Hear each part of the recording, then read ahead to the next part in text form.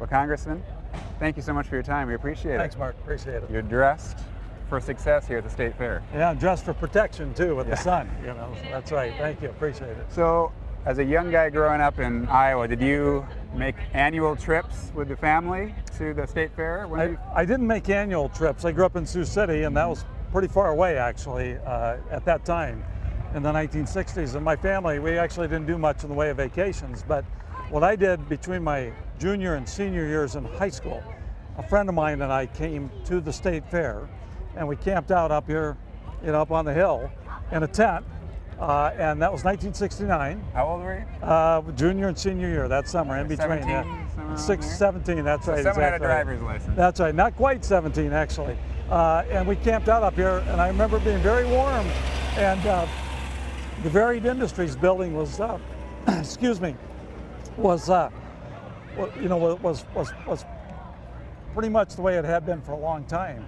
There was no air conditioning. Just open air. But this is how it's supposed to be, I think, in some ways.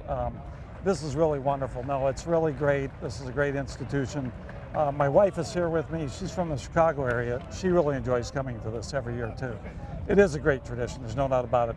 And as an Iowan, as somebody who grew up in Iowa, was born and raised here, I'm very proud of what this does, what this is, and what it represents. So I think this is all America. That's all there is to it. Before we get too off the subject, I want to hear more about this 17-year-old trip you made. What did you guys do? Now, that was your first experience coming to the fair. Coming to the fair. And a buddy. Just a buddy and I, that's right. What did you do? What do you remember? Well, we walked the Midway. We got around, talked to a lot of people, and looked at all the different things that are here today, too. It was really great fun. It was great fun. Did it run through your mind, wow, we should have done this years ago? I mean, were you like... No doubt about it. No doubt about it. And then, of course, I'd done it some over the years, and now that I've been in Congress, I've been coming every year, of course. It's an important thing for me to do, and do the soapbox. Have you brought your children here? Yes, as a matter of fact, and my wife really enjoys it, as I said before. This is really a fantastic thing for her, especially not being from Iowa, especially being from the Chicago area.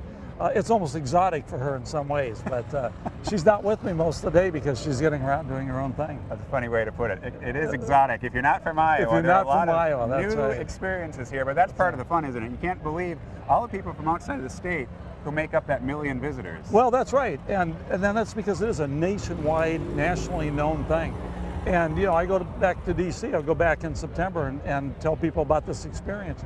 They know it, and of course the politicians and the presidential races, they've come in and they've made it even more famous in some ways with the soapbox and with the different presidential candidates who come in here and talk to folks every year. I'm interested, you say you kind of bring your experiences back to Washington to try to explain the State Fair. Not easy to do, I'm guessing. You kind of have to experience it to understand it, don't you? It's okay if they're from Indiana. It's okay if they're from Ohio. It's okay if they're from Minnesota. But from a lot of other places, it's very difficult for them to understand and to comprehend what this is and just how big it is. That's the other thing.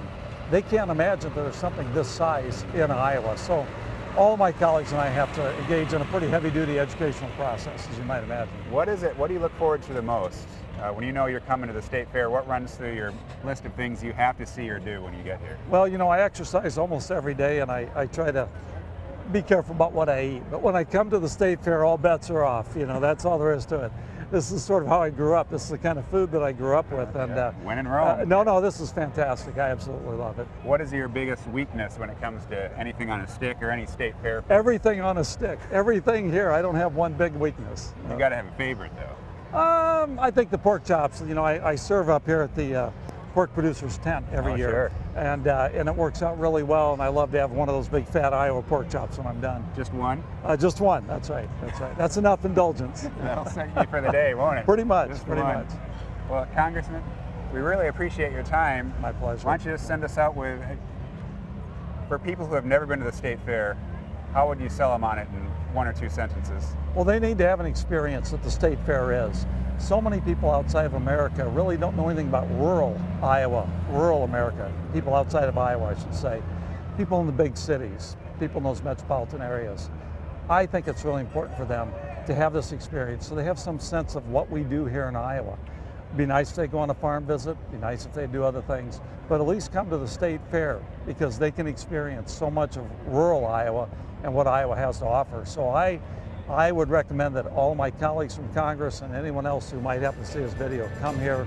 We're very welcoming people. Like we were saying, you got to see it, experience it, to believe understand it. That's right. Congressman, thank you so much for your time. My pleasure. Thanks, you guys.